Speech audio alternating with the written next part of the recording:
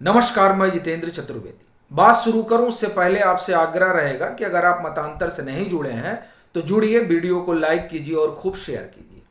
चर्चा उस 508 करोड़ रुपए की करेंगे जिसने न सिर्फ छत्तीसगढ़ बल्कि हिंदुस्तान की सियासत में भूचाल ला दिया। और उस भूचाल की दो तीन वजह, फिर मैं उस पूरी कहानी पर आता हूं, उनके किरदारों पर आता हूं। लेकिन पहले जो कारण है उसको देखिए कि क्यों इस तरह की सनसनी फैली है। देखिए, पहली चीज, इस 508 करोड़ रुपए में सीधे जो सिटिंग सीएम है उनकी भूमिका रेखांकित हो रही है, आरोप उन पर लग रहा है। अच्छा, दूसरी बात, ये कांग्रेस से ताल्लुक रखते हैं, यानी कांग्रेस की वहां सरकार है और कांग्रेस उस इंडिया गठबंधन का हिस्सा है जो नरेंद्र मोदी को कटघरे में खड़ा कर रही है, खास तौर से भ्रष्टाचार के मसले पर, और उसमें भी अडानी के बहाने घेरने की कोशिश। तो इस लिहाज से भी यह बात बड़ी महत्वपूर्ण हो जाती है कि जो खुद काजल की कोठरी में कालिक से पुते हुए हैं वो किस तरीके का अभियान चला रहे हैं। तीसरी चीज, वहां चुनाव है, 7 और 17 नवंबर को वोटिंग होनी है। और इस दरमियान जब इस तरह की खबर आती है तो वो खबर उस चुनाव को पलट देने का मद्दा रखती है, खास तौर से तब जब ये माना जा रहा हो कि छत्तीसगढ़ में कांग्रेस मजबूत स्थिति में हो। लेकिन ये जो एक मामला निकल कर आया है, ये कहीं वहां पर कांग्रेस की सरकार को पलट न दे। हालांकि यही आरोप लगा रही है सत्ताधारी पार्टी यानी कांग्रेस, भाजपा और उसकी सरकार पर। यानी वो ये कह रही है कि दरअसल मुख्यमंत्री को बदनाम करने की कोशिश हो रही है। और भूपेश बघेल ने तो यहां तक कह दिया कि मैं किसी को पकड़ लूं और वो जो है उससे आप किसी का भी नाम निकलवा लीजिए। यानी वो कह रहे हैं कि ये मुझे नाहक जो है इस पूरे मामले में घसीटा जा रहा है, मेरा कोई लेना देना नहीं है। अब ऐसी परिस्थिति में जब वो इस तरह की बात करते हैं तब ये जानना बड़ा जरूरी हो जाता है कि आखिर ये जो ऐप है, जिस ऐप ने पूरी, आप एक तरह से कहें कि सियासी तूफान ला दिया है, उस ऐप की कहानी क्या है एक, और दूसरा ये 508 करोड़ रुपए का किस्सा क्या है जिसमें यह कहा जा रहा है कि ये मुख्यमंत्री भूपेश बघेल को पहुंचाया गया है। इस तरीके का आरोप ईडी लगा रही है और इस बाबत ईडी जो है वो बहुत कुछ बता रही है। वो क्या बता रही है उस पर हम आए उससे पहले इसमें 3-4 किरदार हैं जो बड़े जरूरी हैं और उन्हीं के इर्द गिर्द ये पूरा मामला घूम रहा है। एक तो आप देखिए कि चूंकि मुख्यमंत्री पर ही आरोप है तो वो तो है ही है। इसके अलावा एक शख्स है शुभम सोनी, दूसरे शख्स हैं असीम दास, तीसरे शख्स हैं भीम यादव, और जो 2 लोग हैं इनके अलावा वो हैं सौरभ चंद्राकर और रवि उप्पल। ये 2 लोग महादेवा ऐप के प्रमोटर हैं, मालिक। ये छत्तीसगढ़ भिलाई के रहने वाले हैं। जो सौरभ चंद्राकर हैं इनकी कभी जूस की दुकान हुआ करती थी भिलाई नेहरू नगर में, और रवि उप्पल जो है इनकी अपनी संभवतः टायर वगैरह की दुकान हुआ करती थी। और ये दोनों लोग पैसा खूब कमाना चाहते थे, तो सट्टे के ये में आप एक तरह से कहें कि इनका मन लग गया और फिर वहां इन लोगों की सट्टेबाजी में इनकी दोस्ती हुई। कोरोना के समय में सट्टा बंद हुआ, तब ये लोग ऑनलाइन सट्टेबाजी पर आ गए और फिर दुबई चले गए और वहां से इनका कारोबार जो है वो उड़ान भरने लगा। लेकिन इस सब के पीछे तो ठीक है कि ये तमाम चीजें हुई, लेकिन इसमें मुख्यमंत्री कहां से आ जाते हैं और ये 508 करोड़ रुपए कहां से आ जाता है, ये बड़ा सवाल है। तो इस सवाल को जानने समझने के लिए पहले ऑडियो को सुनना होगा। और यह दरअसल बातचीत है शुभम सोनी और असीम दास के बीच की। अब ये जो शुभम सोनी है, ये जो महादेवा ऐप है उसके जिम्मेदार लोगों में शुमार है, यानी बड़े अधिकारी हैं उसके।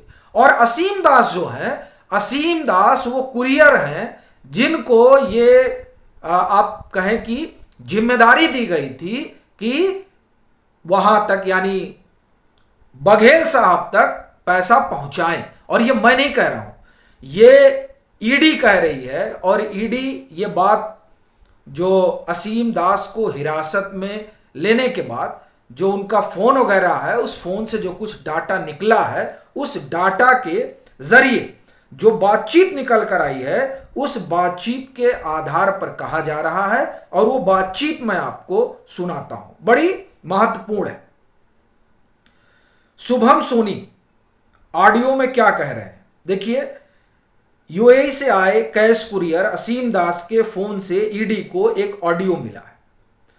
दावा किया जा रहा है कि इस ऑडियो में शुभम सोनी और असीम दास के बीच बातचीत हो रही है, जिसमें सोनी कैश कुरियर असीम दास को कह रहा है कि तुम रायपुर जाओ और वहां चुनाव के लिए बघेल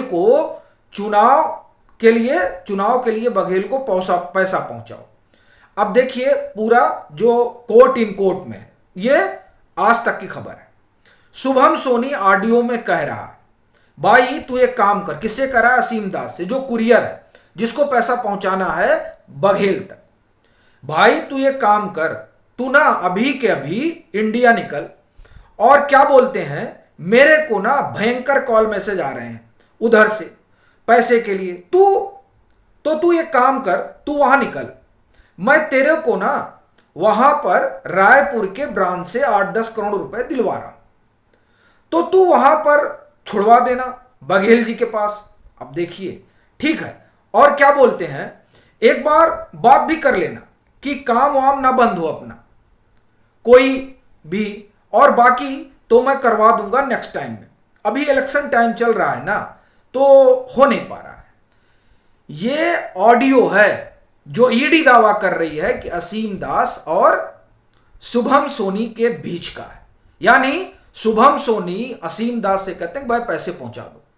फिर एक ईमेल भी मिलता है, वो ईमेल बड़ा सनसनीखेज है। उस ईमेल से और इसके बयान से ये बात पता चलती है कि 508 करोड़ रुपए जो है वो पहुंचाए गए। अब ये अपने आप में बहुत बड़ी चीज है। हालांकि इससे सीधे तौर पर आप ये कहें कि जो स्टेट लीडरशिप है कांग्रेस की, वो भी इसे खारिज कर रही है। सेंटर की जो अपनी लीडरशिप है कांग्रेस की, वो तो कह रही है कि नाहक जो है वो भूपेश बघेल को फंसाया जा रहा है, उनकी इमेज को खराब किया जा रहा है। लेकिन इस बीच जो भीम यादव है, जिनकी हमने शुरुआत में चर्चा की थी, ये भी एक अहम किरदार है। ये देखिए, ये 3 बार जाते हैं, ये कांस्टेबल, ये 3 बार दुबई जाते हैं। ये अनऑथराइज्ड, मतलब जो प्रोसीजर होता होगा उस प्रोसीजर का पालन ना करते हुए जाते हैं। इनको भेजता कौन है? आहूजा के मेसर्स रैपिड ट्रेवलर्स। ये ट्रेवलर्स जो है, ये इनके जाने की व्यवस्था कराता है। और ये ट्रेवलर्स किसका है? महादेवा ऐप का है। और इसका काम क्या है? इसका काम है मनी लॉन्ड्रिंग और टिकटिंग। अब देखिए, और ये जो साहब भीम यादव है, ये वहां जाकर किससे मिलते हैं? ये वहां जाकर मिलते हैं सौरभ चंद्राकर और रवि उप्पल से। और कहा जाता है, ये ईडी का आरोप है सब, कि ये दरअसल जो भीम यादव है, ये जो तमाम नेता वगैरह हैं वहां के, उनके पैसे को ठिकाने उकाने पर लगवाते हैं। अब देखिए, ये मामला इसलिए जो है बहुत गंभीर हो गया है, और यही वजह है कि इस पूरे मसले में भूपेश बघेल फंसते नजर आ रहे हैं। और अब जो असीम दास है, वो असीम दास जो बोल रहे हैं, जाहिर सी बात है कि वो जो है वो अपने आप में बड़ी बात है। अब देखिए, इसमें जो आरोप पत्र दाखिल किया गया उससे पता चलता है कि महादेवा ऐप के प्रमोटर द्वारा भूपेश बघेल के 2 ओएसडी और उनके करीबी लोगों को हवाला के जरिए भुगतान किया गया था। इसके अलावा महादेवा ऐप के प्रमोटर नियमित रूप से वरिष्ठ पुलिस अधिकारियों को भुगतान करते थे। ये जो तमाम चीजें हैं ना, ये ईडी ने आरोप लगाए हैं। और इन आरोपों के बाद जाहिर तौर पर यह मामला जो है ये बहुत गंभीर हो गया है, और वो इसलिए क्योंकि ये तमाम चीजें चुनाव के दरमियान हो रही हैं। और आप देखिए कि ये सब शुरू कैसे होता है। एक तो आपको ध्यान है कि पीछे ईडी ने नोटिस वगैरह दिया था, वो तमाम लोग जो महादेवा ऐप ने जिनको तमाम कार्यक्रमों के जरिए उनका डांस प्रोग्राम वगैरह कराया था और प्रोग्राम वगैरह कराया था जिसमें भुगतान वगैरह किया था, उस बाबत कई लोगों को ईडी ने बुलाया था, कई फिल्मी सितारों को। ये मामला वहां से शुरू होता है, और फिर आप देखिए कि वहां से जो छानबीन शुरू होती है वो छानबीन कहां तक पहुंच जाती है। इसमें बताया जाता है कि 2 नवंबर को ईडी को एक जानकारी मिलती है कि 7 और 17 नवंबर को जो विधानसभा के चुनाव होने हैं उसके मद्देनजर महादेवा ऐप के प्रमोटरों द्वारा छत्तीसगढ़ में बड़ी मात्रा में नकदी लाई जा रही है। और फिर ये जो सूचना मिली, उस सूचना 2 नवंबर को सूचना मिली, उसके बाद में ये होटल ट्राइटन और वहां पर छापेमारी हुई, और छापेमारी हुई उसके बाद में ये जो असीम दास है, कैश कुरियर, इनको डिटेन किया गया, और इनको डिटेन करने के बाद ये जो पूरी आप चीज देख रहे हैं वो सब निकल कर आती है। और अब देखिए आपकी अब इस मामले में आगे क्या होता है, लेकिन ये अपने आप में बहुत बड़ा और सनसनीखेज खुलासा है। अब ये जो 3-4 किरदार हैं उसमें जो अहम है वो आप देख ही रहे हैं कि असीम दास, और असीम दास जो कुछ बोल रहे हैं, फिर भीम यादव से भी पूछताछ की गई, उसे भी गिरफ्तार कर लिया गया है। तो अब देखिए कि और क्या क्या रहस्य इसमें खुलकर सामने आता है।